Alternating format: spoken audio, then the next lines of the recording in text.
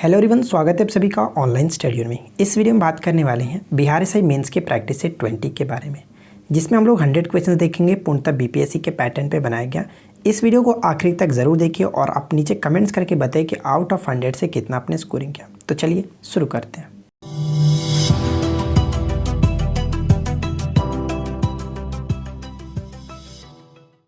आज के इस वीडियो का फर्स्ट क्वेश्चन ये बनता है कि भारत के किस स्थान की खुदाई से लौह धातु के प्रचलन के प्राचीनतम प्रमाण मिले हैं। सही आंसर हो जाता है ऑप्शंस बी, यानी कि अतरंजी खेड़ा। ऑप्शंस बी बिल्कुल सही आंसर होगा। अतरंजी खेड़ा कहाँ पे? ये उत्तर प्रदेश में पड़ता है और ये गंगा की सहायक जो कह सकते हैं काली नदी के तट पर स्थित है। ठीक है, और एक कह सकते हैं कि प्रागैतिहासिक स्थल माना जाता है। जिसकी खोज किसने की थी? तो ये भी आप याद रखेंगे, इसकी खोज कनिंघम ने की थी। ठीक है, Alexander Cunningham. Clear. Next one, Copenhagen संग्रहालय की सामग्री से पाषाण, कांस्य और लौह युगीन का त्रियुगीय विभाजन किया था। किसने किया था ये आपको बताना है। Correct answer will be options A, Thomson ने। ऑप्शंस ए करेक्ट आंसर हो जाता है। थर्ड क्वेश्चन कह रहा है कि सिंधु घाटी सभ्यता वैदिक सभ्यता से भिन्न थी, क्योंकि सिंधु घाटी जो संस्कृति थी वो वैदिक सभ्यता से भिन्न थी, क्यों भिन्न थी? तो हम यहाँ पे कह सकते हैं उपरोक्त सभी कारणों से। ऑप्शंस डी करेक्ट आंसर होगा। यानी कह सकते हैं सिंधु घाटी सभ्यता या फिर सिंधु घाटी संस्कृति, इसके पास विकसित शहरी जीवन की सुविधाएं थी। सेकंड पॉइंट कह सकते हैं कि इनके पास चित्रलेखी लिपि थी। थर्ड पॉइंट कि इनके पास लौ और रक्षा शस्त्रों का ज्ञान का अभाव था। बिल्कुल सही है। तो राइट आंसर क्या होगा? ऑप्शंस डी बिल्कुल करेक्ट आंसर हो जाता है। फोर्थ क्वेश्चन देखिए क्या है। पुहर कावेरीपट्टनम की स्थापना किसने की थी? पुहर कावेरीपट्टनम की स्थापना किसने की थी? करेक्ट आंसर है ऑप्शंस ए, यानी कि करिकाल। करिकाल कौन था? तो चोल साम्राज्य का एक शासक था, याद रखेंगे। विजयनगर साम्राज्य की वित्तीय व्यवस्था की मुख्य विशेषता क्या थी? विजयनगर साम्राज्य की वित्तीय व्यवस्था की मुख्य विशेषता कह सकते हैं भू राजस्व। ऑप्शंस बी करेक्ट आंसर हो जाता है।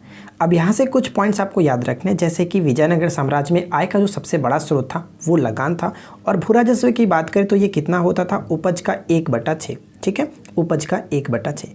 क्वेश्चन नंबर 6 में क्या रहा है कि कृष्ण देवराय के दरबार में अष्टदिग्गज कौन थे? अष्टदिग्गज कौन थे आपको ये बताना। तो कह सकते हैं कि कृष्णदेवराय के दरबार में अष्टदिग्गज 8 तेलुगु कवि थे। ऑप्शंस बी करेक्ट आंसर हो जाता है। और कृष्णदेवराय के शासनकाल को कह सकते हैं कि तेलुगु साहित्य का क्लासिक युग भी कहा जाता है। ठीक है, और कृष्णदेवराय ने तेलुगु भाषा में अमुक्त मल्याद की रचना की थी, जबकि संस्कृत भाषा में जम्बावती कल्याणम की रचना की थी। नेक्स्ट वन, अगला प्रश्न है कि भक्त तुकाराम कौन से मुगल सम्राट के समकालीन थे? भक्त तुकाराम कौन से मुगल सम्राट के समकालीन थे? Right answer will be options C, Jahangir के समकालीन थे। ठीक है, इनका जन्म कब हुआ था? तुकाराम का जन्म कह सकते हैं 1608 में हुआ था, जबकि इनकी मृत्यु कह सकते हैं 1706 में हुआ था। ठीक है, तो समकालीन किसके थे? जहांगीर के समकालीन थे। ऑप्शन सी बिल्कुल सही आंसर हो जाता है। नेक्स्ट क्वेश्चन देखते हैं। अगला प्रश्न है कि गौतम बुद्ध के बारे में कौन सा कथन सत्य है? गौतम बुद्ध के बारे में कौन सा कथन सत्य है? सही आंसर हो जाएगा क्या? ऑप्शंस ए, यानी कि 1, 2, 3। वे कर्म में विश्वास करते थे। बिल्कुल सही। आत्मा का शरीर का परिवर्तन मानते थे, ये भी करेक्ट है। निर्वाण प्राप्ति में विश्वास करते थे, लेकिन ईश्वर की सत्ता में विश्वास नहीं करते थे, क्योंकि आपको पता है कि अनीश्वरवादी भी थे, यानी कि जो बौद्ध धर्म था वो अनीश्वरवादी था। क्लियर, ये पॉइंट्स भी इंपॉर्टेंट हो जाता है। तो तीनों के तीनों पॉइंट्स यहाँ पे 1, 2, 3 सही था। अगला पॉइंट्स, श्यामजी कृष्ण वर्मा ने इंडियन होम रूल सोसाइटी की स्थापना कहाँ करी थी? इंडियन होम रूल सोसाइटी की स्थापना श्यामजी कृष्ण वर्मा ने कहाँ किया था? करेक्ट आंसर होगा ऑप्शंस डी, यानी कि इनमें से कोई नहीं। लंदन में किया था 1905 में। ठीक है, लंदन में 1905 में। नेक्स्ट है कि स्वदेशी का प्रस्ताव सर्वप्रथम, या फिर कह सकते हैं कि स्वदेशी का प्रस्ताव कांग्रेस के किस अधिवेशन में पारित किया गया था? स्वदेशी का प्रस्ताव कांग्रेस के कलकत्ता अधिवेशन 1906 में पारित किया गया था। ऑप्शंस डी करेक्ट होगा। नेक्स्ट है कि निम्नलिखित में से किस चोल शासक ने पांड्य तथा श्रीलंका की संयुक्त सेनाओं को पराजित किया था? वह चोल शासक कौन था? और उनका नाम था, ऑप्शंस बी कह सकते हैं, परांतक। ठीक है, परांतक। नेक्स्ट वन, निम्नलिखित में से कौन सा काल भारतीय इतिहास में सल्तनत काल के नाम से जाना जाता है? सल्तनत काल के नाम से आपको बताना है कि कौन से काल को कह सकते हैं कि सल्तनत काल के नाम से वो जाना जाता था।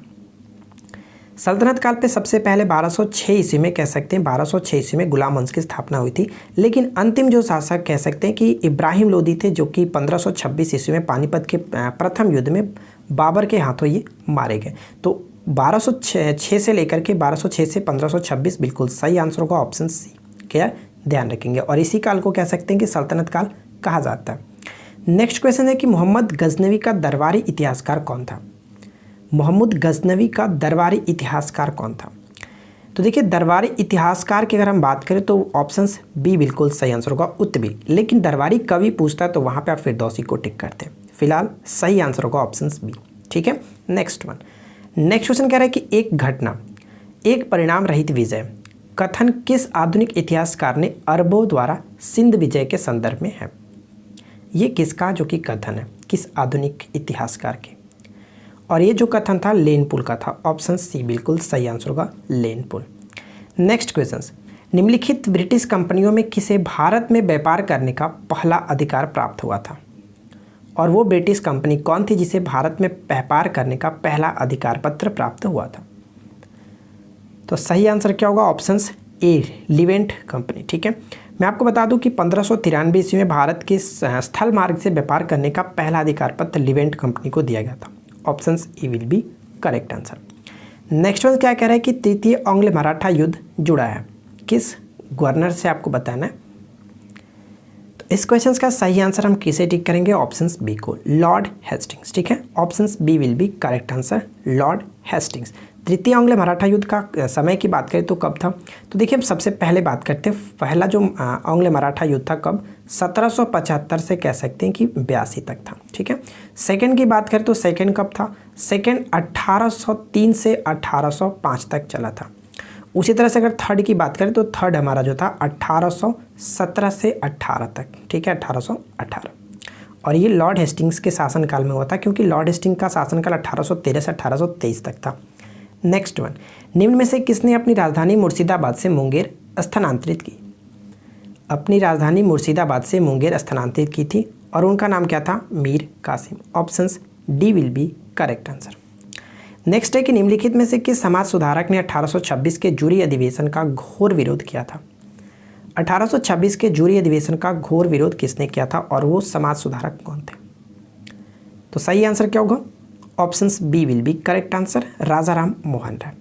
क्योंकि उन्होंने इसका विरोध क्यों किया था तो मैं आपको बता दूं, क्योंकि इसमें हिंदू और मुसलमान दोनों को ग्रांड जूरी की सीटें नहीं दी गई थी। ठीक है, इस वजह से इन्होंने इसका विरोध किया था। नेक्स्ट प्रश्न कह रहा है कि हिंदी का पहला समाचार पत्र उदंत मार्तंड प्रकाशित हुआ था, कहाँ से प्रकाशित हुआ था बताइए? हिंदी का पहला समाचार पत्र उदंत मार्तंड प्रकाशित हुआ था कोलकाता से। ठीक है, option A will be correct answer. कब हुआ था तो ध्यान रखिएगा 30 मई, मैं यहाँ पे लिखता हूँ 30 मई 1826। ठीक है, 30 मई 1826 को। और 30 मई को क्या मनाया जाता है? हिंदी पत्रकारिता दिवस। इसी के उपलक्ष्य में प्रत्येक वर्ष 30 मई को हिंदी पत्रकारिता दिवस के रूप में मनाया जाता है।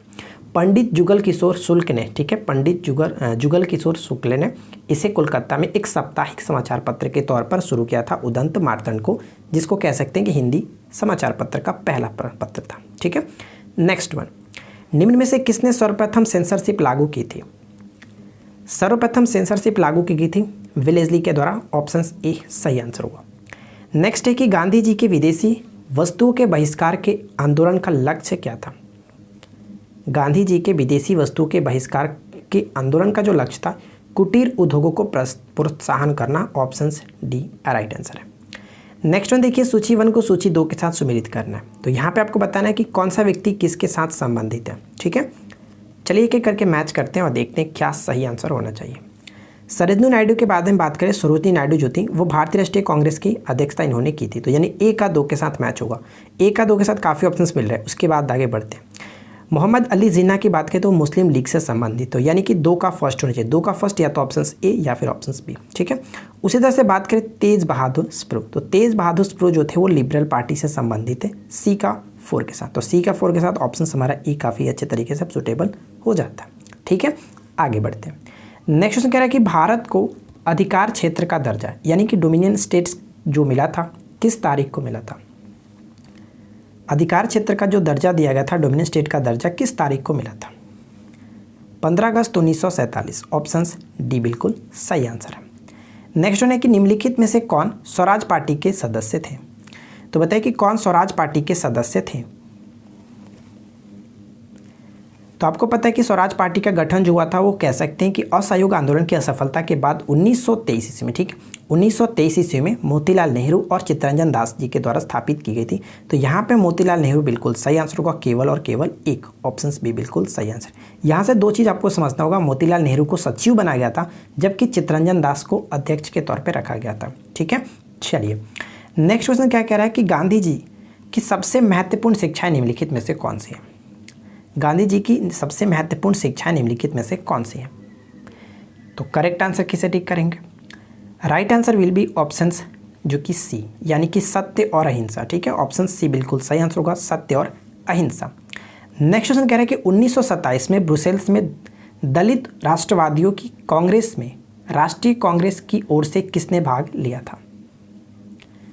1927 में ब्रुसेल्स में दलित राष्ट्रवादियों की कांग्रेस में राष्ट्रीय कांग्रेस की ओर से किसने भाग लिया था।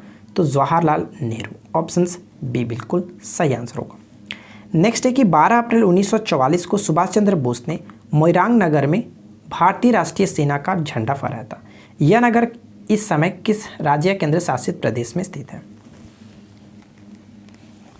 तो जो मोइरांग नगर है कह सकते हैं मणिपुर में वर्तमान में है, ऑप्शन सी बिल्कुल सही आंसर हो जाता है। ठीक है, आगे देखिए। नेक्स्ट है कि निम्नलिखित कथनों पर विचार करें, यानी फर्स्ट और सेकंड पॉइंट्स को पढ़िए और उसके बाद बताइए कि कौन सा कथन जो वो सही है। तो चलिए एक एक करके पढ़ लेते हैं। बदरुद्दीन तैयब जी भारतीय राष्ट्रीय कांग्रेस के प्रथम मुस्लिम अध्यक्ष थे, बिल्कुल सही है, कोई प्रॉब्लम नहीं है। नेक्स्ट पॉइंट कह रहा है कि 1888 में मद्रास में हुए कांग्रेस के चौथे अधिवेशन की अध्यक्षता इन्होंने की थी, जो कि ये बिल्कुल गलत है। इन्होंने 1887 में अधिवेशन किया था, जो कि अब ये कह सकते हैं तीसरा अधिवेशन था। ठीक है, तीसरा अधिवेशन। तो हम दोनों के दोनों यहाँ पे सॉरी, एक तो सही है दूसरा गलत है। तो राइट आंसर हम किसे टिक करेंगे, केवल और केवल एक सही होगा, option A will be correct answer. ठीक है, ध्यान रखेंगे। आगे बढ़ते हैं। नेक्स्ट प्रश्न है कि निम्नलिखित में से कौन चतुराईपूर्ण निष्क्रियता पॉलिसी ऑफ मिनिस्ट्रियल इनएक्टिविटी की नीति के साथ जुड़ा है। चतुराईपूर्ण निष्क्रियता कह सकते हैं निष्क्रियता से कौन जुड़े हैं। तो जॉन लॉरेंस, ऑप्शन डी बिल्कुल सही आंसर है। नेक्स्ट क्वेश्चन, निम्नलिखित कथनों पर विचार करें। फर्स्ट और सेकंड पॉइंट्स को पढ़िए और उसके बाद बताइए कि कौन सा कथन यहाँ पे सही है। चलिए एक एक करके पढ़ते हैं। गदर पत्र की प्रथम अंक अंग्रेजी भाषा में प्रकाशित हुआ, जो कि ये बिल्कुल गलत है। गदर पत्र का प्रथम अंक उर्दू भाषा में प्रकाशित हुआ था, बिल्कुल ध्यान रखेंगे। ठीक है, उसी तरह से बात करें कि 1915 में गुजराती में भी छपने लगा। तो मैं आपको बता दूं कि 1915 की अगर हम बात कर रहे हैं तो 1915 में जो कि हिंदी भाषा में स्टार्ट हुआ था, और जो गुजराती भाषा है वो 1914 में स्टार्ट हुआ था छपना। तो दोनों के दोनों पॉइंट्स बिल्कुल गलत है, इसलिए यहाँ पे कोई भी सही नहीं, इसलिए ऑप्शन डी को टिक करेंगे। ठीक है, ऑप्शन डी बिल्कुल करेक्ट आंसर होगा। नेक्स्ट क्वेश्चन, दिल्ली सल्तनत में दीवाने मुस्त खैराज की एक विभाग की स्थापना किसने की थी। दीवाने मुस्त खैराज की स्थापना किसने की थी। तो मैंने काफ़ी अच्छे तरीके से बताया था कि अलाउद्दीन खिलजी का जो शासन था वो काफ़ी मस्त था, यानी कि अलाउद्दीन खिलजी बिल्कुल करेक्ट आंसर हो जाता है। ठीक है, और दीवाने मुस्त खैराज क्या था, तो एक विभाग था, वित्त विभाग था, ध्यान रखेंगे। नेक्स्ट वन, 1857 में अंग्रेजों के विरुद्ध जिहाद का प्रचार किसने किया था। अंग्रेजों के विरुद्ध जिहाद का प्रचार किसने किया था 1857 में, और वो थे मौलवी अहमद उल्ला, ऑप्शन ए बिल्कुल सही आंसर हो जाता है। क्लियर। नेक्स्ट वन, बेसिन की संधि किन किसके बीच हुई थी। बेसिन की संधि बहुत बार पूछा जाता है क्वेश्चन, आपको ध्यान रखना है कि 31 दिसंबर 1802 में हुआ था बेसिन की संधि ईस्ट इंडिया कंपनी और पेशवा बाजीराव द्वितीय के मध्य, option D will be correct answer. Clear. Next one, next question कह रहा है कि निम्नलिखित कथनों पर विचार कीजिए। फर्स्ट और सेकंड पॉइंट्स को पढ़िए और उसके बाद बताइए कि कौन सा कथन सत्य है। तो देखिए यहाँ पे कौन सा कथन सही होगा। पहला पॉइंट क्या कह रहा है कि बेलेरिक द्वीप भूमध्य सागर में स्थित है, बिल्कुल सही है, इसमें कोई दिक्कत नहीं है। मैं आपको बता दूं कि जो बेलेरिक द्वीप है वो भूमध्य सागर में स्थित है, स्पेन का ये हिस्सा है। ठीक है। सेकंड पॉइंट कह रहा है कि कोर्सिका और सरदानिया द्वीप इटली के पश्चिम में स्थित है, ये पॉइंट भी बिल्कुल सही है, कोई प्रॉब्लम नहीं है। ठीक है। और इसके बारे में आपको बता दूँ कि जो सरदानिया है ये सिसिली के बाद, ठीक है, सिसिली के बाद भूमध्य सागर में स्थित दूसरा सबसे बड़ा द्वीप है, ध्यान रखिएगा। तो यहाँ पे दोनों के दोनों पॉइंट्स बिल्कुल सही है, इसलिए ऑप्शन हम सी को टिक करेंगे। ठीक है, 1 और 2 दोनों सही है। नेक्स्ट क्वेश्चन, जिब्राल्टर जलद मरुमध्य किन दो देशों को अलग करता है? जिब्राल्टर जलद मरुमध्य किन दो देशों को अलग करता है और वो दो देश कौन है? तो इनका राइट आंसर होगा ऑप्शन नंबर सी, मोरक्को और स्पेन। ठीक है, ऑप्शन सी बिल्कुल सही आंसर है। नेक्स्ट क्वेश्चन, जम्मू कश्मीर में स्थित निम्नलिखित पर्वत श्रेणियों का पूरब से पश्चिम की ओर क्रम में सबसे पश्चिम में कौन होगा? तो थोड़ा सा ध्यान दीजिएगा, पूरब से पश्चिम की ओर अगर हम बढ़े, इस तरह से अगर हम बढ़ें तो आपको बताना है कि पूरब से पश्चिम की ओर बढ़ने पर सबसे पश्चिम में कौन होगा, यानी कि लास्ट में इधर से देखें तो सबसे लास्ट में कौन होगा? सबसे लास्ट में कौन जाएगा? देखिए, अगर हम इन चारों ऑप्शंस में देखें तो क्या होगा? चारों ऑप्शंस में अगर हम देखें तो सबसे लास्ट में राइट आंसर हो जाएगा हमारा यहाँ पे ऑप्शन बी, यानी कि पीर पंजाल सीढ़ी। ठीक है, पीर पंजाल सीढ़ी जो होगा वो सबसे पश्चिम में होगा। Option B will be correct answer. Next question क्या बनता है, ध्यान दीजिएगा। अगला प्रश्न ये है, नेक्स्ट क्वेश्चन कह रहा है कि निम्न में से किन राज्यों की सीमाएं बांग्लादेश से मिलती हैं? तो यहाँ पे असम, मेघालय और मिजोरम दिया गया। आपको बताना है कि किस राज्य की सीमा जो कि बांग्लादेश से मिलती है। तो सबसे पहले बात करते हैं कि बांग्लादेश से कितनी जो राज्य हैं वो सटती हैं। तो टोटल 5 राज्य हैं, वो कौन कौन से राज्य हैं? तो मेघालय है, ठीक है, असम है, ठीक है, बंगाल आता है, बंगाल के बाद मिजोरम भी आता है, मिजोरम के बाद कह सकते हैं हमारा जो त्रिपुरा भी आता है। तो टोटल 5 राज्य हैं। तो यहाँ पे कह सकते हैं कि तीनों के तीनों तो सटता ही है। ऑप्शन डी बिल्कुल सही आंसर होगा। ठीक है, नेक्स्ट वन, मास प्रति यूनिट वॉल्यूम क्या है? मास प्रति यूनिट वॉल्यूम क्या है? मास प्रति वॉल्यूम जो यूनिट कह सकते हैं, प्रति यूनिट वॉल्यूम, तो ये किसके बराबर होता है? डेंसिटी के बराबर होता है। तो ये अपनी की राइट आंसर क्या होगा? Option B. ठीक है, नेक्स्ट वन, सेंटीग्रेड जो तापमान के माप का यूनिट है निम्नलिखित में से किस पर नामित है? किस पर नामित है? तो सेंटीग्रेड जो तापमान का मापक होता है, आपको पता है कि एनर्ट सेल्सियस। ठीक है, पहले सेंटीग्रेड अब सेल्सियस, ये हो गया। ऑप्शन डी बिल्कुल सही आंसर है। नेक्स्ट क्वेश्चन, जिस सामग्री से रोशनी यानी कि लाइट पारित हो सके उसे क्या कहते हैं? यानी कहने का मतलब ये हुआ, मान के चले कोई वस्तु है और यहाँ से मैं कोई प्रकाश डालता हूँ, कोई चलो टॉर्च ले लेते हैं। तो अगर इस टॉर्च से हम इसको प्रकाश डालते हैं तो अगर प्रकाश अगर इधर पार हो जाता है, इधर दिखता है, तो उसको हम क्या कहते हैं? इस वस्तु को क्या कहते हैं? ट्रांसपेरेंट। ठीक है, ट्रांसपेरेंट, जिसको हिंदी में पारदर्शी कहा जाता है। पारदर्शी कहा जाता है। अगर ये पार नहीं होता तो क्या कहते हैं? अपारदर्शी, जिसको ओपैक्यू कहते हैं, ओपाक्यू। ठीक है, ध्यान रखेंगे। नेक्स्ट क्वेश्चन, निम्नलिखित में से कौन सा असत्य है? कौन सा असत्य है, यानी आपको ये बताना कि ध्वनि तरंगे से संबंधित आपको देखना है कि क्या यहाँ पे असत्य गलत है। तो मैं आपको बता दूं कि ध्वनि जो तरंग होती है एक प्रकार का यांत्रिक तरंग होता है, ना कि आपका विद्युत चुम्बकीय तरंग। तो हमारा यहाँ पे गलत होगा, ऑप्शन नंबर सी, जो कि असत्य है। अनुदैर्ध्य तरंग तो होती है। आपको पता है कि जो ध्वनि तरंगें होती हैं किसी न किसी माध्यम के साथ ही चलती है, इसको चलने के लिए माध्यम जरूरी है, जो कि विद्युत चुम्बकीय तरंगों में ऐसा नहीं होता है। ध्यान रखेंगे। तो ऑप्शन नंबर यहाँ पे हम क्या कह सकते हैं? सी बिल्कुल सही आंसर होगा, जो कि विद्युत चुम्बकीय तरंग यहाँ पे गलत होगा। नेक्स्ट क्वेश्चन, निम्नलिखित गैसों में से किसमें एक तीखी गंध होती है? तो बताइए कि निम्नलिखित जो दिया गया यहाँ पे गैस, इसमें सबसे तीखी गंध किसमें होती है? तो तीखी गंध की अगर हम बात करें तो राइट आंसर क्या हो जाएगा? करेक्ट आंसर होगा ऑप्शन नंबर बी, अमोनिया, जिसको हम NH3 कहते हैं, अमोनिया। अमोनिया में क्या होता है? काफ़ी तीखी गंध होती है। लेकिन बाकी यहाँ पे जो गैस देख रहे हैं, कार्बन मोनोऑक्साइड, ऑक्सीजन और हाइड्रोजन, ये गंधहीन गैस है, इनमें कोई भी गंध नहीं होता है। नेक्स्ट क्वेश्चन, निम्नलिखित में से कौन सी रासायनिक प्रतिक्रिया की प्रकृति हमेशा ऊष्मा शोषी होती है? ऊष्मा शोषी, आपको बताना है कि ऊष्मा शोषी होती है। तो सही आंसर क्या होगा? ऑप्शन नंबर बी, यानी कि अपघटन प्रतिक्रिया। ऑप्शन बी बिल्कुल सही आंसर होगा, जिसको हम क्या कहते हैं? अपघटन के बारे में, अपघटन को इंग्लिश में कह सकते हैं डिकम्पोजिशन रिएक्शन। ठीक है, और इसमें क्या होता है कि हमेशा ऊष्मा शोषी होता है, क्योंकि अपघटन की क्रिया में क्या होता है कि रासायनिक बंध टूटते हैं, जिसके लिए ऊर्जा की आवश्यकता होती है। और ये क्या होता है कि ये जो ऊर्जा होती है वो बाहरी ऊष्मा अवशोषित करके यह ऊर्जा प्राप्त की जाती है। अवशोषित, ध्यान रखेंगे। ऊष्मा शोषी का मतलब होता है अवशोषित करना, जबकि ऊष्मा क्षेपी का मतलब होता है ऊष्मा का बाहर निकलना। क्लियर? नेक्स्ट वन, अगला प्रश्न कह रहा है कि तत्वों के गुण उनके परमाणु द्रव्यमान के आणविक प्रकार्य, यह कथन जो वो किसका है? तत्वों के गुण उनके परमाणु द्रव्यमान, ध्यान रखिएगा, परमाणु द्रव्यमान के जो कि आवर्धिक प्रकार्य हैं, ये एक बात जो है कथन किसका था? तो कह सकते हैं कि मेंडलीव के आवर्त जो सारणी था वो था। लेकिन अगर हम बात करें कि आधुनिक आवर्त सारणी जो कि मोसले पे आधारित है, मोसले की आवर्त सारणी कह सकते हैं, उसमें परमाणु संख्या पे आधारित है। ठीक है, तो राइट आंसर यहाँ पे फिलहाल क्या होगा? Option number C. Next question, 0 degree जो सेंटीग्रेड है, ठीक है, 0 डिग्री सेंटीग्रेड कह सकते हैं, 0 डिग्री सेल्सियस कह सकते हैं, कितने डिग्री फ़ारेनहाइट के बराबर होता है? यानी 0 डिग्री सेल्सियस कितने डिग्री फ़ारेनहाइट के बराबर होता है? तो सही आंसर क्या होगा? ऑप्शन नंबर डी, यानी कि 32 डिग्री फ़ारेनहाइट। जैसा कि मैं आपको बता दूं कि अगर मैं स्केल लूँ 0 डिग्री सेल्सियस और इस पे जो होता है 100 डिग्री सेल्सियस होता है, सबसे उच्च हायर पॉइंट जो होता है वो, जिसकी इसका हम कह सकते हैं बॉइलिंग पॉइंट, ये हो गया इसका मेल्टिंग पॉइंट, ठीक है। और इसी तरह से हम यहाँ पे कह सकते हैं, देखिए अब ये हमारा सेंटीग्रेड में है, तो लेकिन अगर हम फ़ारेनहाइट में देखें तो सबसे निचला जो पॉइंट्स होता है वो 32 डिग्री फ़ारेनहाइट होता है और उससे सबसे ऊपर का जो पॉइंट्स होता है 212 डिग्री फ़ारेनहाइट होता है। तो देखिए 0 डिग्री के बराबर क्या हो? 32 डिग्री फ़ारेनहाइट। आप इसका रिलेशन में निकाल सकते हैं, उस पर भी कोई प्रॉब्लम नहीं है। राइट आंसर होगा ऑप्शन डी। नेक्स्ट क्वेश्चन क्या कह रहा है कि ग्राफीन क्या है? बताइए कि ग्राफीन जो है वो क्या है? ग्राफीन एक प्रकार का कार्बन का ही अप्रूप होता है। ऑप्शन ए बिल्कुल सही आंसर, और इसका जो नाम है वो ग्रेफाइट से लिया गया है, ग्रेफाइट, ठीक है, ग्राफीन ग्रेफाइट से बना है, इस तरह से कह सकते हैं। आगे बढ़ते हैं। नेक्स्ट क्वेश्चन कह रहा है कि निम्नलिखित में से कौन सी एक उत्कृष्ट धातु है, यानी कि नोबेल धातु है, आपको बताना है। सबसे पहले बात करते हैं कि नोबेल धातु क्या होती है। देखिए रसायन विज्ञान में कह सकते हैं, यानी कि केमिस्ट्री में जो उत्कृष्ट धातु होते हैं वे धातु होती है जिनका आर्द्र वायु के संपर्क में रहने के बावजूद भी क्षरण और ऑक्सीकरण बहुत कम होता है।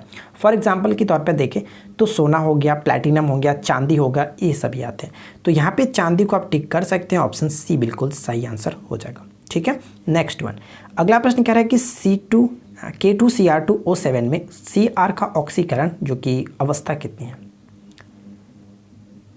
तो इसमें हम कैसे निकालते हैं? देखिए मैंने आपको बताया था पिछले जो हमारा सेट था उसमें ऑक्सीजन का कितना होता है? -2, -2 में 7 से गुना करेंगे तो कितना हो जाएगा? -14, ठीक है, -14।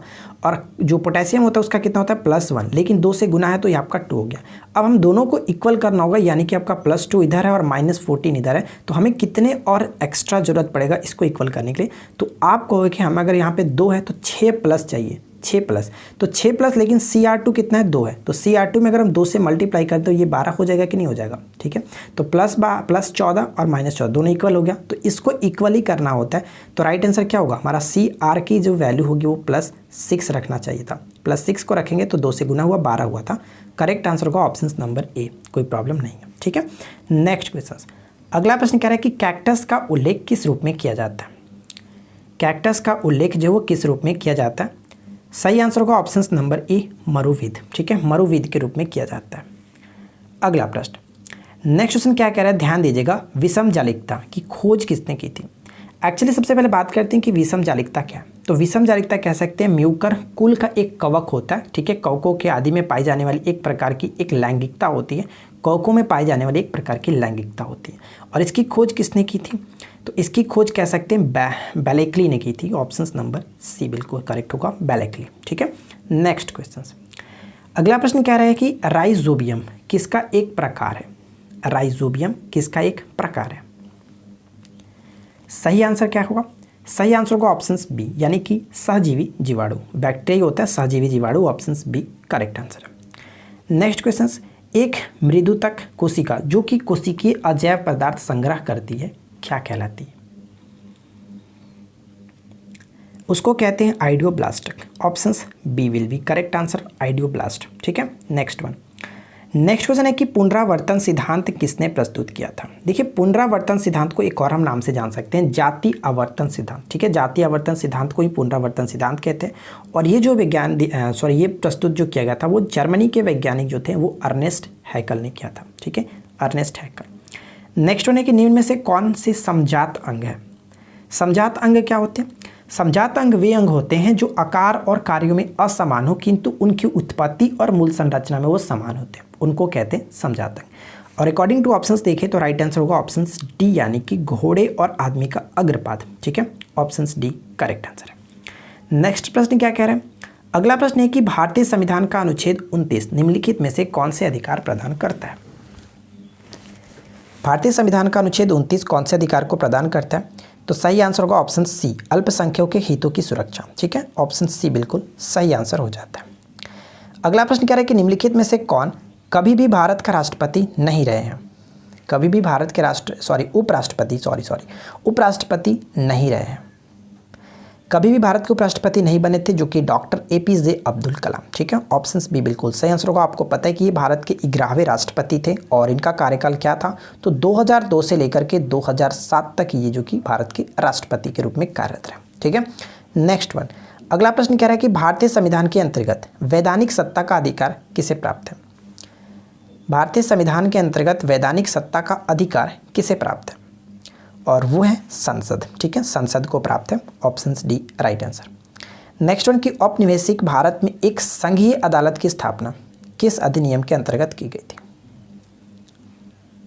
एक संघीय अदालत की स्थापना दिल्ली में की गई थी और 1935 कह सकते हैं, 1935 के अधिनियम के तहत। Option C will be correct answer.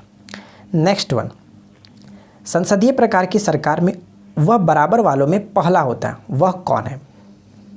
संसदीय प्रकार की सरकार में वह बराबर वालों में पहला होता है और ये जो है वो है प्रधानमंत्री। ऑप्शन बी बिल्कुल सही आंसर होगा। नेक्स्ट क्वेश्चन कह रहा है कि मंत्रिमंडलीय तानाशाही का विचार किसकी देन है। मंत्रिमंडलीय तानाशाही का विचार किसकी देन है, तो इस क्वेश्चन का सही आंसर क्या होगा। ऑप्शन सी यानी कि मयूर। और इनका पूरा नाम बात करें तो रैमसे मयूर इनका पूरा नाम था। और इन्होंने एक और बात कही थी, मंत्रिमंडलीय पद्धति जो है वो राज्य रूपी जहाज का स्टीयरिंग व्हील है, इन्होंने ही कहा था। तो ये पॉइंट भी आप याद रखेंगे। नेक्स्ट वन क्या कह रहा है, भारत सरकार अधिनियम 1935 के संबंध में निम्नलिखित कथनों पर विचार कीजिए। यानी फर्स्ट और सेकंड पॉइंट्स को पढ़िए, उसके बाद बताइए कि कौन सा कथन जो वो सही होगा। देखिए, इसने प्रांतीय स्तर पर द्वैत शासन को समाप्त कर दिया था, बिल्कुल सही है। ऑलरेडी हम लोगों ने अधिनियम वाले वीडियो में पढ़ रखा है इसके बारे में।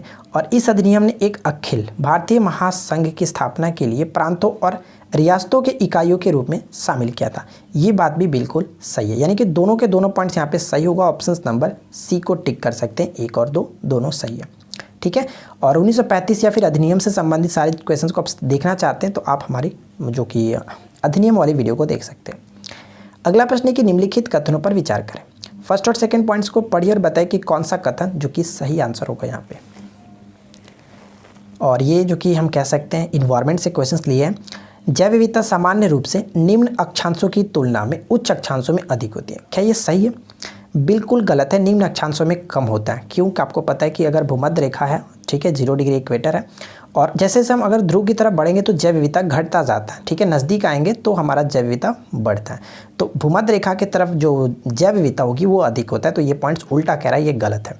उसी तरह से यहाँ पे देखिए, पर्वतीय प्रवृत्ता के साथ साथ निम्न ऊंचाइयों की तुलना में जैव विविधता सामान्य रूप से अधिक ऊंचाई पर अधिक होती है, ये पॉइंट भी गलत है। तो यहाँ पे दोनों के दोनों पॉइंट्स बिल्कुल गलत है, इसलिए ऑप्शन नंबर डी को टिक करेंगे। ना ही 1 सही है ना ही 2 सही है। ठीक है ना। चलिए, नेक्स्ट प्रश्न कह रहा है कि कौन सा पर्वत हिमालय श्रृंखला का अंग नहीं है। हिमालय श्रृंखला का अंग नहीं है, बताइए। तो अरावली क्या है, अरावली हिमालय का भाग नहीं है। ऑप्शन ए बिल्कुल करेक्ट आंसर हो जाता है।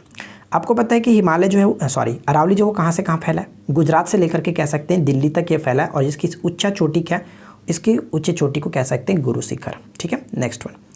अगला प्रश्न है कि निम्न में से कौन सा सबसे ऊंचा शिखर कौन सा है, बताइए कि सबसे ऊंचा शिखर कौन सा है।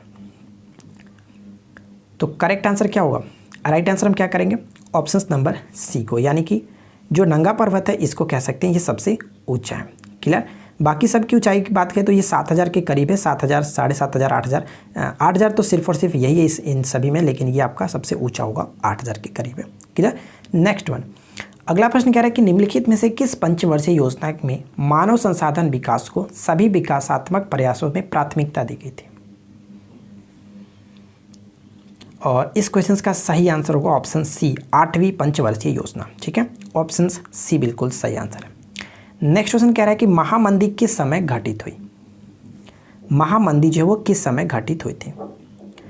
तो करेक्ट आंसर किसे टिक करेंगे, ऑप्शन बी को, 1929 से 34 में। ठीक है, ऑप्शन बी बिल्कुल सही आंसर होगा, ये भी आप याद रखिएगा। नेक्स्ट क्वेश्चन कह रहा है कि निम्नलिखित में से लॉरेंज वक्र क्या दर्शाता है। लॉरेंज वक्र जो है वो क्या दर्शाता है। तो लॉरेंज वक्र कह सकते हैं आय वितरण से संबंधित है, इसलिए ऑप्शन डी को टिक करेंगे, आय वितरण। नेक्स्ट वन है कि a brief history of time नामक पुस्तक किसके द्वारा लिखी गई है।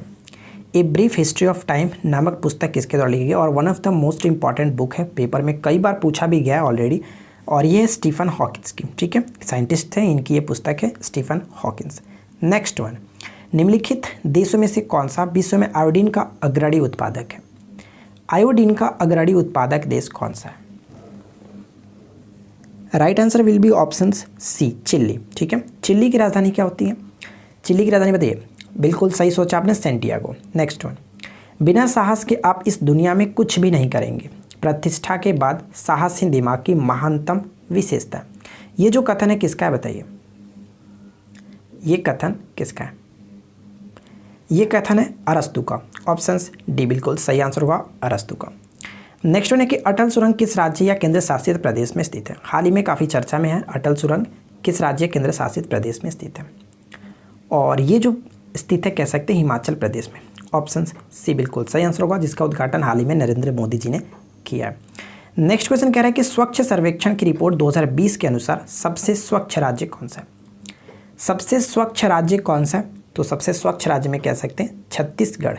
लेकिन शहरों की सूची में यही पूछा जाता है, तो शहरों की सूची में मध्य प्रदेश का इंदौर शहर लगातार 4 वर्षों से टॉप कर रहा है। नेक्स्ट वन क्या कह रहा है?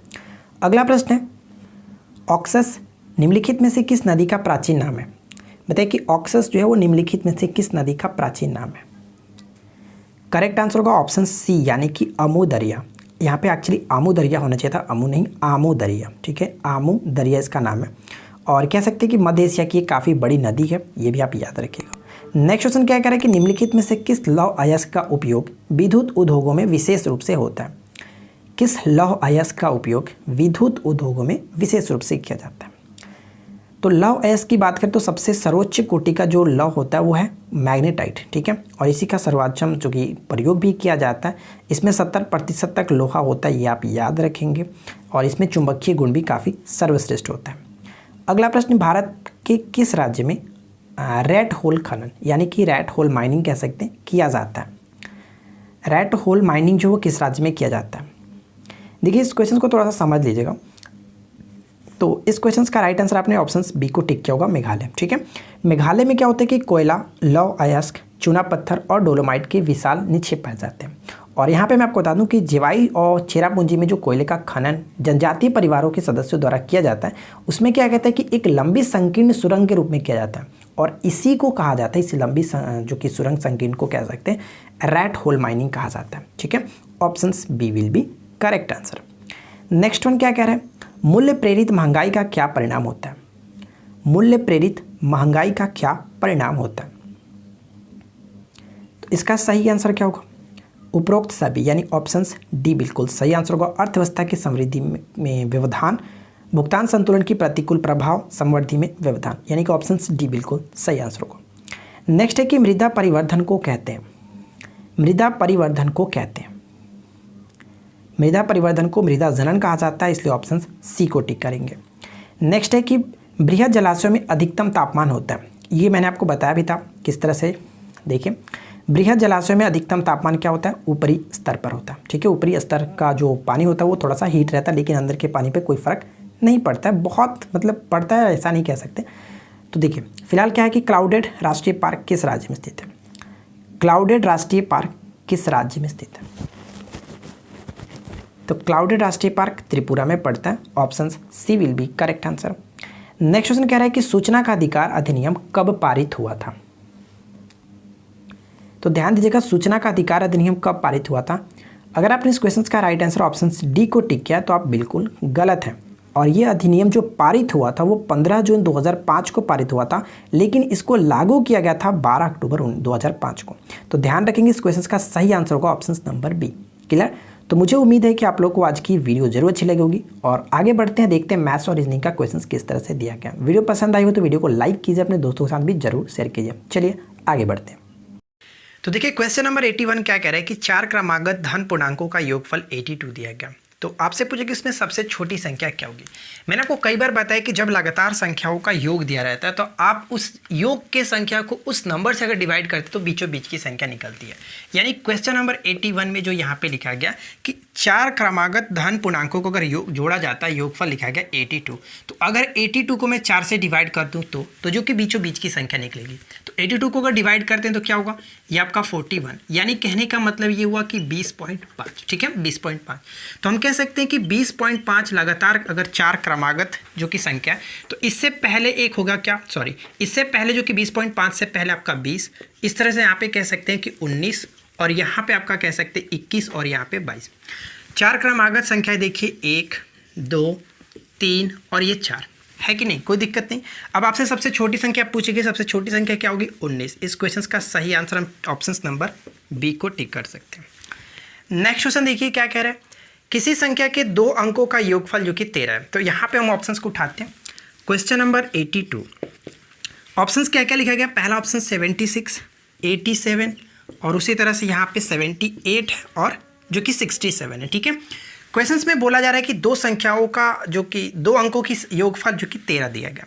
तो 8 7 15 ये तो हमारा खत्म हो जाएगा, 8 7 15 ये हमारा खत्म हो जाएगा। लेकिन या तो हमारा राइट आंसर ये तो हो सकता है या फिर हमारा ये हो सकता है, दोनों का योग 13 हो रहा है। क्वेश्चंस में कह रहा है कि इस संख्या से अगर 9 को घटाया जाता है तो जो संख्या का स्थान है वो उलट जाता है। तो बिल्कुल सही है, अगर हम 76 को उठाते हैं और इसमें से अगर हम 9 को घटा लेंगे तो देखिए आपका 67 आ जाता है, यानी कि संख्या पलट जाती है। तो बिल्कुल सही है, right answer will be option जो कि ए को टिक कर सकते हैं, कोई प्रॉब्लम नहीं है। ठीक है, देखिए क्वेश्चन नंबर 83 यहाँ पे कह रहा है कि 200 एवं 600 के बीच कितनी संख्या है जो 4, 5 और 6 से पूर्णतः विभाजित होंगी। इस क्वेश्चन को कैसे किया जाता है मैं आपको बता दूं। देखिए यहाँ पे जो हमें नंबर देखना है वो 200 से लेकर के 600 के बीच, और वो सभी संख्याएं देखना है जो 4, 5, 6 से विभाजित हो। यानी 4 से भी कटना चाहिए, 5 से भी कटना चाहिए और 6 से भी कटना चाहिए। तो हम ये कह सकते हैं कि जो तीनों का एलसीएम होगा वही वो संख्याएं होंगी जो कि कटेंगी। तो 4 और 5, 6 का एलसीएम देखें तो कितना होगा, आपको होगा 60। ठीक है, 4, 5, 6 का एलसीएम 60। तो हम कह सकते हैं कि 200 और 600 के बीच कौन सी ऐसी संख्या है जो 60 से कटेंगी। तो सबसे पहला संख्या देखें तो 240। कुछ करना नहीं, आपको 60 का टेबल पढ़ते चलिए जो कि 200 और 600 के बीच हो। तो 240, उसके बाद कह सकते हैं 24 के बाद 30 आपका आ जाएगा, 30 के बाद 36 और 36 के बाद हम कह सकते हैं जो कि 42 और फिर से आपका 480 हो जाएगा। अब इसके बाद हम क्या कर सकते हैं, इसके बाद देखिए 48 के बाद क्या आ सकता है, तो आपका 540। ठीक है, लेकिन अगला जो आएगा वो 600 आएगा, लेकिन हम 600 को नहीं ले सकते हैं क्योंकि क्वेश्चन में बोला गया 200 और 600 के बीच, यानी कि हमें इन्हीं के बीच लेना है। तो हम इसको हटा सकते हैं। यानी अब गिनकर देख सकते हैं कितने नंबर हुए, 1, 2, 3, 4, 5, 6, टोटल 6 नंबर हैं जो कि आपका 60 से कट सकता है, यानी हम 200 से 600 के बीच। क्लियर, राइट आंसर किसे टिक करेंगे, ऑप्शन नंबर बी को टिक किया जा सकता है बिना किसी दिक्कत के। चलिए अगला प्रश्न देखिए क्या कह रहा है। नेक्स्ट क्वेश्चन ये है। अगला प्रश्न भी काफ़ी अच्छा है, चलो यहाँ पे इसको सॉल्व करते हैं। चलो यहीं पे सॉल्व करते हैं। दिया गया क्या कि अंडर रूट में एक्स क्यू और इसके फिर अंडर रूट में आपका है एक्स क्यू और फिर इसी के अंडर रूट में है एक्स क्यू। ठीक है, यानी कि तीनों आपका रूट एक दूसरे पे है। अब इस क्वेश्चन को कैसे करेंगे, तो हमें कुछ नहीं करना है, पीछे से सॉल्व करते चलेंगे। पीछे से सॉल्व करने का मतलब ये हुआ कि स्टार्टिंग का जो आपका एक्स क्यू है इसको जेव करते हुए छोड़ देते हैं, इन दोनों को सॉल्व करते हैं। इन दोनों को सॉल्व करेंगे तो अगर सेकंड रूट जो लास्ट वाला रूट है इसको हटाएंगे तो क्या लिख सकते हैं, एक्स के पावर 3, ये मैंने लिखा इसके एक्स के पावर 3, और मल्टीप्लिकेशन का साइन देंगे, अगर रूट हटाएंगे तो आपका क्या हो जाएगा 3/2। ठीक है, 3/2। अब उसको सॉल्व करते हैं। उसको सॉल्व करेंगे तो क्या आएगा, देखिएगा पहले वाले रूट को मैंने झिमकाते हुए लिखा, अब उसको सॉल्व करते हैं। उसको सॉल्व करेंगे, आपका रूट को मैं चढ़ा देता हूँ। देखिए 3 दूनी की 6 और 6 3 कितना हो जाएगा, देखिए 3 दूनी की 6 और 6 इसको जोड़ देंगे तो आपका x के पावर 9/2 हो जाएगा। ठीक है, अब क्या करते हैं कि यहाँ से हम फिर से रूट को हटाते हैं, x के पावर क्यू को यहाँ पे छोड़ा और इस रूट को हटाऊंगा तो फिर से आपका देखिए 1/2 होगा, यानी कि x के पावर 9/4 हो जाएगा। ठीक है, कोई प्रॉब्लम नहीं। अब इस क्वेश्चन को कैसे करेंगे, अब देखिए यहाँ पे हम क्या करते हैं, पहले इसको सॉल्व कर लेते हैं। इन दोनों को सॉल्व करेंगे तो क्या होगा, देखिए 4 3 12 और 12 9 कितना होगा 21, यानी कि x के पावर कह सकते हैं कि 21/4। ठीक है, 21/4। अगर मैं रूट को भी हटा दूं तो क्या होगा, रूट को हटाएंगे तो 21/4 और आपका 1/2 हो जाएगा फिर से, तो ये तो कटेगा नहीं, यानी कि 21 के पावर 8 इस क्वेश्चन का सही आंसर होगा, जो कि ऑप्शन नंबर हम ए को टिक कर सकते हैं। ठीक है, चलिए आगे बढ़ते हैं। देखिए अगला प्रश्न क्या कह रहा है कि व्यंजक इतना बराबर 2 दिया गया तो x की मान बताइए। बहुत सिंपल सा क्वेश्चन है। क्वेश्चन नंबर 85 क्या कह रहा है, कैसे करेंगे। इसमें कुछ भी नहीं करना है, क्वेश्चन आपके पास ये लिखा गया जो कि सर्ड में लिखा गया आपका, ठीक है, +1 = 2। क्लियर। अगर मैं इसको हटाऊंगा तो क्या होगा, उधर आपका जो कि पावर में चढ़ जाएगा, यानी कि 3x + 1 = 2 के पावर 4, और इसको लिख सकते हैं 2 के पावर 4 बराबर कितना होगा 16। तो 3x बराबर कितना हो जाएगा 15, और x की वैल्यू जो कि 5 के बराबर। बहुत सिंपल सा क्वेश्चन था, कुछ भी नहीं करना है। अगला प्रश्न देखिए, क्वेश्चन नंबर 86 क्या कह रहा है। यहाँ पर x की वैल्यू लिखी गई है 1 + √2 + √3, ठीक है। लेकिन आपसे जो पूछा जा रहा है वो पूछा जा रहा है कि x + 1 में x - 1 की वैल्यू बताइए कि क्या होगा। क्लियर। हम यहाँ पे क्या करते हैं, सबसे पहले कि 1/x की वैल्यू निकाल लेते हैं। 1/x की वैल्यू अगर मैं निकालूंगा तो क्या होगा बताइएगा। 1 अगर x की वैल्यू हम निकालें तो यहाँ पे हम कह सकते हैं जो कि इस तरह से, देखिए 1/x - 1 की वैल्यू मैं निकाल लेता हूँ। यहाँ पे देखिए 1/1 - x/1 की वैल्यू निकालता हूँ, तो x के जगह पे तो इतना रखेंगे √3 + √2 और प्लस में 1, और माइनस में ऑलरेडी है तो ये सब आपका इसका ख़त्म कर देंगे। यानी क्या बचा हमारे पास √3 + √2, और इसका मैं क्या करता हूँ हर परिमीकरण रैशनलाइजेशन। तो रैशनलाइजेशन करने का मतलब कि आपका इधर कुछ इस तरह से ऊपर में, और फिर से आपका इस तरह से, कोई दिक्कत नहीं। अब यहाँ पे क्या करते हैं, देखिए ऊपर में आपका √3 - √2 हो जाएगा, और नीचे में आपका जो कि a + b × a - b a² - b², यानी कि 3 में से 2 जाएगा तो 1। तो 1 को लिखते नहीं है, सिंपल इतना ही छोड़ देते हैं। तो इतना का वैल्यू कितना आ गया, 1/x - 1 की वैल्यू आपके पास इतना आ गई। हमसे पूछा गया है x + 1/1 में x - 1 की वैल्यू। देखिए इस क्वेश्चन को कैसे करते हैं, सिंपल सी बात है, x के जगह पे जितना मान रखेगा उसको रख देते हैं। x के जगह पे √2 प्लस में √3 रख देते हैं, ठीक है। इसके वैल्यू को मैंने रख दिया, और 1/में x - 1 के जगह पे हम लोगों ने निकाला कितना है √3 - 2। तो प्लस में √3 - 2 अगर करते तो क्या होगा, माइनस प्लस खत्म हो जाएगा। बचा आपके पास क्या, 1 + 1 और 1 2 जोड़ देंगे, तो यानी कि आपका इस क्वेश्चन का सही आंसर क्या, 1 + 2 √3, जो कि ऑप्शन नंबर हम 1 को टिक कर सकते हैं, कोई प्रॉब्लम नहीं, ठीक है। आगे बढ़ते हैं। देखिए नेक्स्ट क्वेश्चन क्या कह रहा है कि त्रिभुज ABC में AD जो है माध्यिका तथा O केंद्रक है। देखिए बहुत सिंपल सी बात यहाँ पे कही जा रही है, कुछ भी नहीं करना है। A, B और C एक त्रिभुज दिया गया, इस त्रिभुज में AD जो है माध्यिका है। चलो AD जो है वो माध्यिका है, और इसका केंद्रक जो है वो O है, यहाँ पे मैंने O रखा। अब आपको पता है कि जब माध्यिका जो होती है, ये जो होता है केंद्रक क्या करता है कि 2:1 में डिवाइड करता है, ठीक है। कह सकते हैं कि 2:1 में इसको डिवाइड करता है, ऊपर में 2 तो नीचे आपका 1। क्वेश्चन में कह रहा है कि AO यानी कि यहाँ से लेकर के यहाँ तक की जो वैल्यू है वो 10 के बराबर है। तो कह सकते हैं कि 2 की वैल्यू जो कि 10 के बराबर है, तो 1 की वैल्यू क्या होगी 5 के बराबर। यानी इस क्वेश्चन का वैल्यू क्या होगा, OD की वैल्यू आपसे पूछा जा रहा था, 5 क्वेश्चन का सही आंसर हो जाता है। कुछ भी नहीं करना, इस बहुत अच्छा प्रश्न था, आप इसको अच्छे से याद रखिएगा, 2:1 होता है। क्लियर। चलिए आगे बढ़ते हैं। देखिए नेक्स्ट क्वेश्चन कह रहा है कि किसी त्रिकोण की 3 भुजाएं 5 सेंटीमीटर, 9 सेंटीमीटर और 1 सेंटीमीटर दी गई है। तो आपसे पूछा है कि x का न्यूनतम पूर्ण मान बताइए क्या होगा। देखिए हम आपको एक चीज़ बताता हूँ, यहाँ पे त्रिभुज की 3 कोण दी गई है, 3 भुजाएं दी गई है, 5, 9 और x। और आपके पास जो कि ऑप्शंस क्या लिखा गया है, ऑप्शन है 2, 3, 4 और 6। हमारे पास ऑप्शन ये लिखा गया, और हमसे पूछा है कि x की वैल्यू बताइए क्या होगा, और आपसे पूछा जा रहा है कि x का न्यूनतम पूर्ण मान क्या होगा। और आपको पता है कि एक त्रिभुज कब होता है, त्रिभुज होने का कंडीशन यही होता है। सबसे पहले हम सिंपल सा एक ट्रिपलेट उठाते हैं ताकि आपको समझ में आ जाए। देखिए ट्रिपलेट हम मानते हैं 5, 12 और 13। त्रिभुज का कंडीशन ये होता है कि दोनों भुजाओं को अगर जोड़ा जाए, छोटी 2 भुजाओं को जोड़ा जाए, तो तीसरी भुजा से ये दोनों का योग बड़ा होना चाहिए। एक बार फिर से बताता हूँ, समझिएगा। कहने का मतलब ये हुआ कि किसी भी त्रिभुज की जो 3 भुजाएं दी जाती है, तो अगर 2 छोटी भुजाओं को हम जोड़ने पर तीसरी भुजा से बड़ा होना चाहिए। तो देखिए यहाँ पे 5 और 12 को जोड़ेंगे तो 13 से बड़ा हो जाएगा कि नहीं हो जाएगा। उसी तरह से अगर हम यहाँ पे एक और अगर ट्रिपलेट लें, 3, 4, 5, ठीक है, 3, 4, 5, इसमें देखिए अगर दोनों छोटी भुजाओं को हम ऐड करें 4, 3, 7, तो इस 5 से बड़ा हो रहा है कि नहीं हो रहा है, ठीक है। तो बस यहाँ पर भी हम वही कॉन्सेप्ट यूज करने वाले हैं कि इसमें x की वैल्यू क्या रखें जो 2 छोटी भुजाओं को जोड़ने पर 9 से बड़ा हो जाए। चलिए अगर मैं 2 को उठाता हूँ तो 5 और 2 को जोड़ेंगे तो कितना होगा, 7 होगा, जो कि 9 से छोटा है, तो हम कह सकते हैं ये नहीं होगा, ठीक है। उस तरह अगर हम 3 को उठाते हैं तो देखिए 5 और 3 को जोड़ेंगे तो 8 होगा, जो कि 9 से छोटा हो जा रहा है, ये भी गलत हो जाता है। उसी तरह से 5 को यहाँ पे 4 रखते हैं, x की जगह पे 4, तो 5 और 4 9, दोनों बराबर हो गया। तो हम कह सकते हैं ये भी तो नहीं हो सकता, क्योंकि कंडीशन होना चाहिए बड़ा होना चाहिए, दो त्रिभुज के दो छोटी भुजाओं को जोड़ने पे तीसरे से बड़ा होना चाहिए। तो अब यहाँ पे अगर मैं 6 को उठाता हूँ, देखिए 6 और 5 11, 9 से बड़ा हो गया। करेक्ट आंसर हमारा जो होगा ऑप्शन नंबर डी होगा, बिल्कुल सही। क्लियर।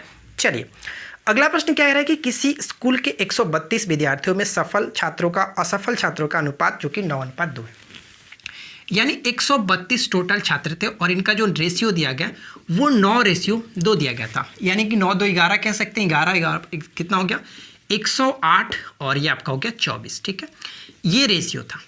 अब क्वेश्चन में क्या कह रहा है कि यदि 4 और छात्र उत्तीर्ण हो जाते यानी कि सफल हो जाते, तो और अगर उत्तीर्ण हो जाते तो कितना हो जाएगा 112। तो जब उत्तीर्ण 4 और अधिक होते तो कह सकते हैं कि जो असफल होंगे वो 4 कम होते।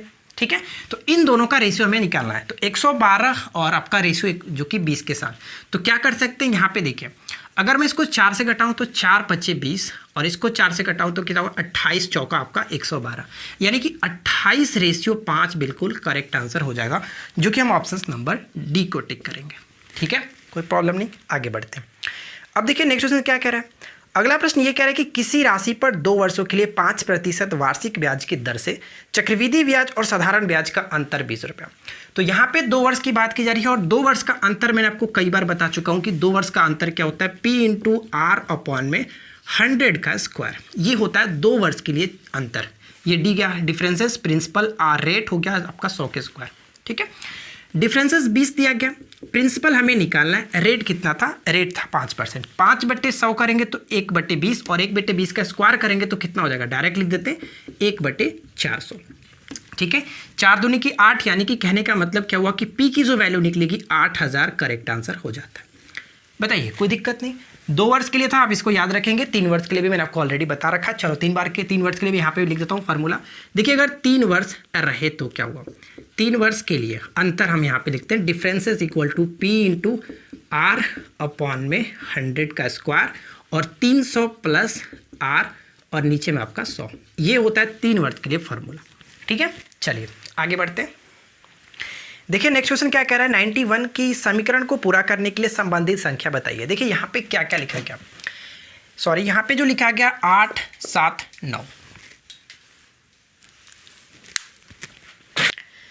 देखिए क्वेश्चन नंबर 91 कह रहा है कि समीकरण को पूरा करने के लिए संबंधित संख्या बताइए। यहाँ पे क्या क्या लिखा गया, यहाँ पे लिखा गया 800 जो कि 79/8 लिखा गया। उसी तरह से 625 बराबर 1 लिखा गया और हमसे पूछा गया कि 785 की वैल्यू क्या होगी। बताइए, सबसे पहले पैटर्न को समझते हैं क्या किया गया। तो देखिए सिंपल सी बात है, यहाँ पे कुछ भी नहीं किया गया। हम यहाँ पे कह सकते हैं कि लास्ट वाले 2 को जोड़ करके लास्ट वाला जो इधर से देखे तो घटा दिया गया। देखिए कहने का मतलब ये हुआ कि 9 और 7 16, 16 में से 8 घटाएंगे तो 8। ठीक है, उसी तरह से यहाँ पे देखिए 5 और 2 7 होगा, 7 में से 6 गया तो 1। उसी तरह से यहाँ पे करेंगे 8 5 13, 13 में से अगर हम 7 को घटा देंगे तो कितना आएगा 6। करेक्ट आंसर हो जाएगा, जो कि ऑप्शन नंबर डी को टिक करेंगे। क्लियर, आगे बढ़ते हैं। नेक्स्ट क्वेश्चन कह रहा है कि यदि दक्षिण पूर्व उत्तर हो जाता है। देखिए ये बहुत अच्छा प्रश्न है।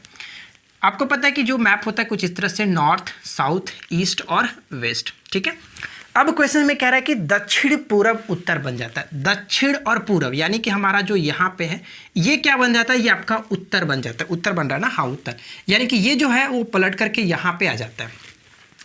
आगे कह रहा है कि उसी तरह से उत्तर पूर्व, उत्तर और पूर्व यानी कि यहाँ पे जो डायरेक्शन बनता है ये आपका पलट करके पश्चिम बन जाता है, यहाँ पे आ जाता है। कह सकते हैं कि इस तरह से आपका घूम रहा है। तो क्वेश्चन में क्या पूछा जा रहा है, तो सभी दिशाएं उसी के अनुसार बदल जाती है, तो पूरब के लिए नहीं बताइए। यानी कि पूरब हमारा ये है, ईस्ट है, तो आप ये बताइए कि कितना एंगल से ये घूम रहा है। तो आप यहाँ पे देख सकते हैं कि ये वाला जो एंगल है आपका घूम करके यहाँ पे आ रहा था, तो कह सकते हैं कि अब ये जो एंगल होगा घूम करके डेफिनेटली आपका यहाँ पे आ जाएगा। ये जो एंगल है पूरब आपका जो बन करके क्या बनेगा, कह सकते हैं उत्तर और पश्चिम बनेगा। उत्तर पश्चिम, राइट आंसर क्या होगा, ऑप्शन नंबर ए। बताइए कोई प्रॉब्लम नहीं है। ठीक है, आगे बढ़ते हैं।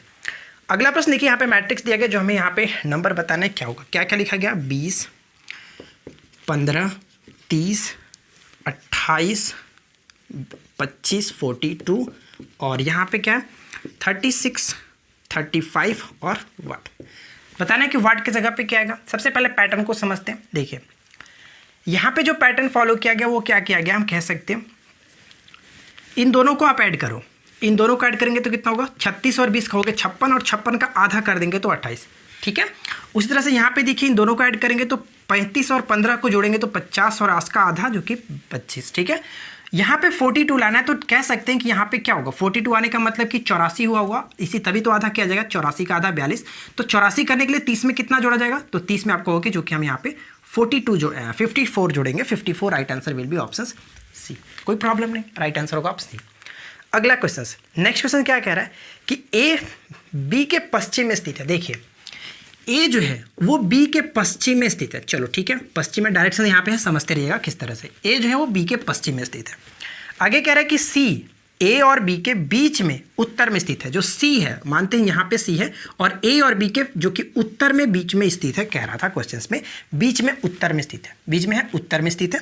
ठीक है, आगे क्या कह रहा है कि डी बी के ठीक दक्षिण में, डी जो है वो बी के ठीक दक्षिण में स्थित है। और आगे भी कहा गया कि और बी लाइन में है, इस तरह से है डी आपका।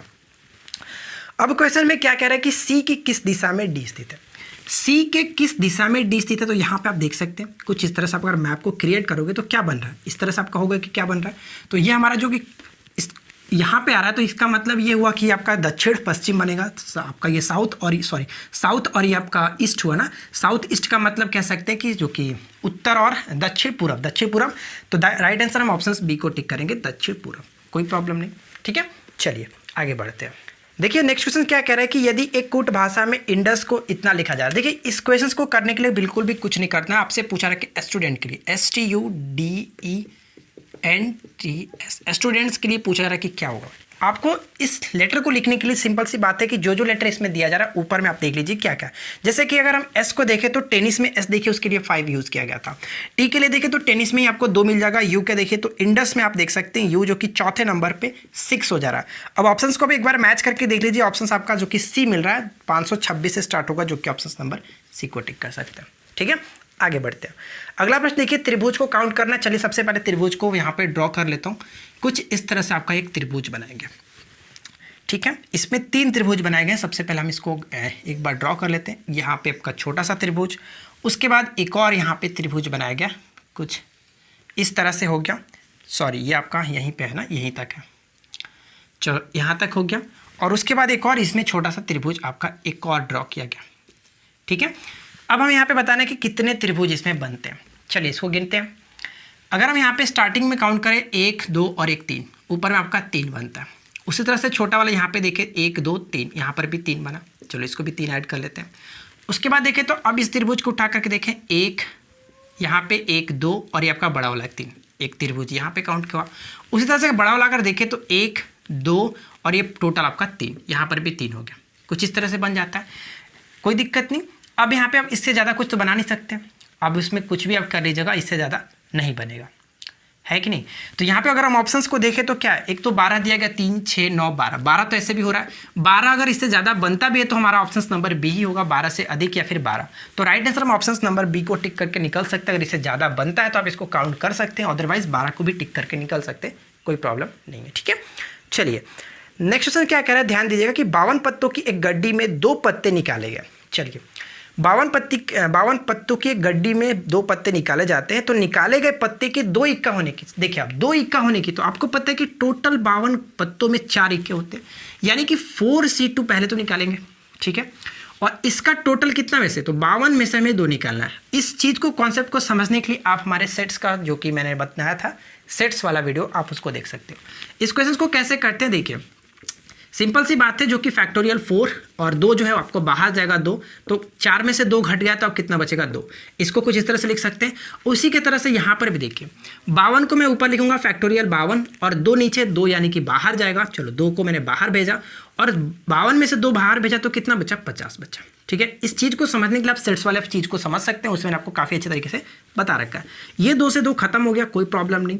4 3 फैक्टोरियल को तोड़ने आपको आना चाहिए, किस तरह से तोड़ा जाता है मैंने आपको बता रखा है। ये आपका हुआ 2 बाहर गया, ठीक है, 2 नीचे आपका ये खत्म हो जाएगा।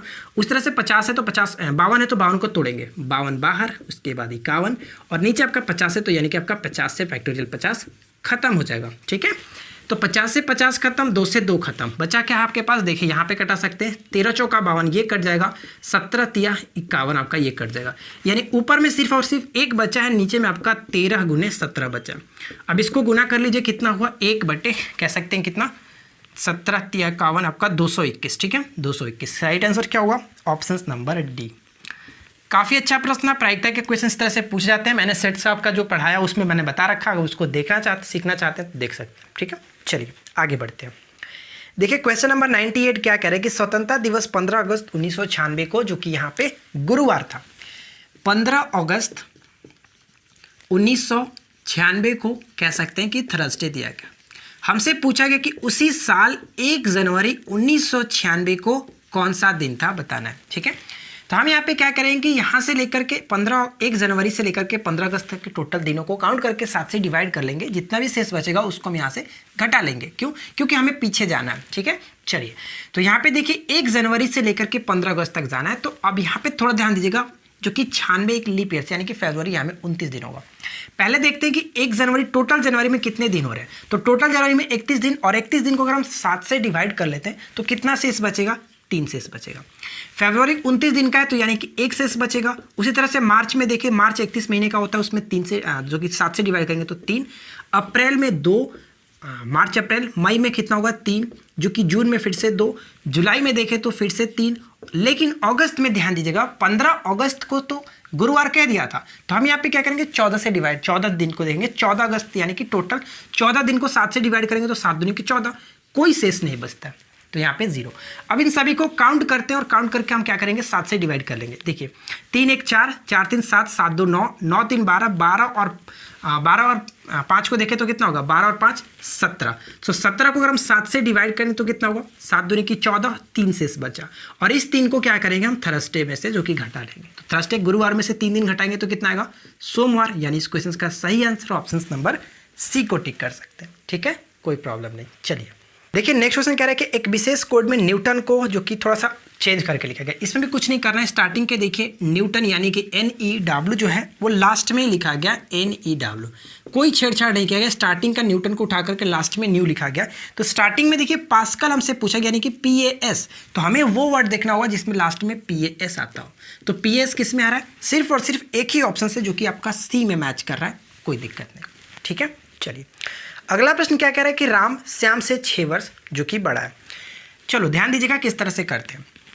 राम जो है वो कह रहा है कि श्याम से जो कि बड़ा है, ठीक है, श्याम से 6 वर्ष बड़ा है, तो यानी कि श्याम जो कि छोटा है। आगे क्वेश्चन में क्या कह रहा है कि जो सुरेश से 8 वर्ष छोटा है, यानी कि राम जो है वो सुरेश से 8 वर्ष छोटा है। इसको हम SUR ले जाते हैं क्योंकि ये आपका S ऑलरेडी था, ठीक है। आगे कह रहा है कि जो कि नरेश राम से 2 वर्ष बड़ा है। नरेश जो है वो राम से 2 वर्ष बड़ा है, इसको मैंने ऊपर में लिखा, लेकिन कह रहा है कि कमल जितना बड़ा नहीं है। जो नरेश है वो कमल जितना बड़ा नहीं है, यानी कि कमल से छोटा है, ठीक है ना। तो क्वेश्चन में पूछा कि सबसे छोटा कौन है, तो सबसे छोटा सबसे नीचे जो है, ठीक है, यानी कि श्याम। राइट आंसर होगा ऑप्शन नंबर बी। तो मुझे उम्मीद है कि आपको आज की वीडियो जरूर अच्छी लगी होगी। वीडियो अच्छी लगी हो तो वीडियो को लाइक कीजिए, अपने दोस्तों के साथ शेयर कीजिए, और इस तरह की रोजाना न्यू अपडेट्स के लिए हमारे साथ जुड़े रह सकते हैं। चैनल को सब्सक्राइब करके नोटिफिकेशन बिल को ऑन रखिए। मिलते हैं नेक्स्ट वीडियो में। Thanks for watching, keep learning, have a good day.